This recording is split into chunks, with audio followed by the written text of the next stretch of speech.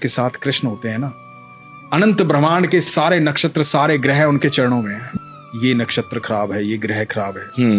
तो ये वाक्य जो मैं बता रहा हूँ ना, ये ध्यान से सुनिए। तो हुआ यूं कि जब भगवान 5 जगह मांगने आए थे कौरवों से, कहा था कि 5 जगह दे दो, पांडव आराम से रहेंगे, तुम आराम से रहना, कोई झगड़ा, कोई विवाद, कोई युद्ध नहीं।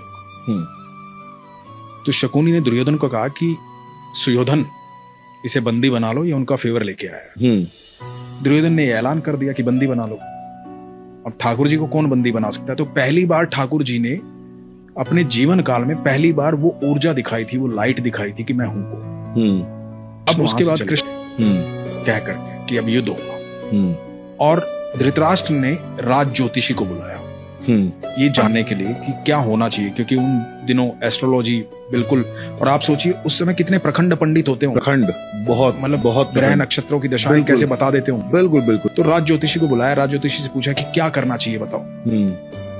तो राज ज्योतिषी ने कहा कि महाराज, सुयोधन की कुंडली में राजयोग, कोई हरा ही नहीं पाएगा, निश्चित तौर पर विजयी होंगे, निश्चित तौर पर राजा बनेंगे, आप युद्ध करो। और सिर्फ इस बात पर युद्ध का ऐलान हुआ और युद्ध शुरू हुआ। अब धृतराष्ट्र लगातार चिंता में था। 8 दिन बीत गए, आधी सेना निपट गई थी कौरवों की। अब ये दिखाई दे रहा था साफ साफ कि कौरव हार जाएंगे, पांडव जीतेंगे। तो फिर से बुलाया गया राज ज्योतिषी को। धृतराष्ट्र बैठे हुए हैं, महात्मा विदुर बैठे हुए हैं, और राज ज्योतिषी को पूछा गया कि भाई ये क्या हो रहा है? तो कह रहा था कि सुयोधन राजा बनेंगे। अब तो 8 दिन बीत गए, आधी से ज्यादा सेना निपट चुकी है हमारी। तो पता है राज ज्योतिषी ने क्या कहा था?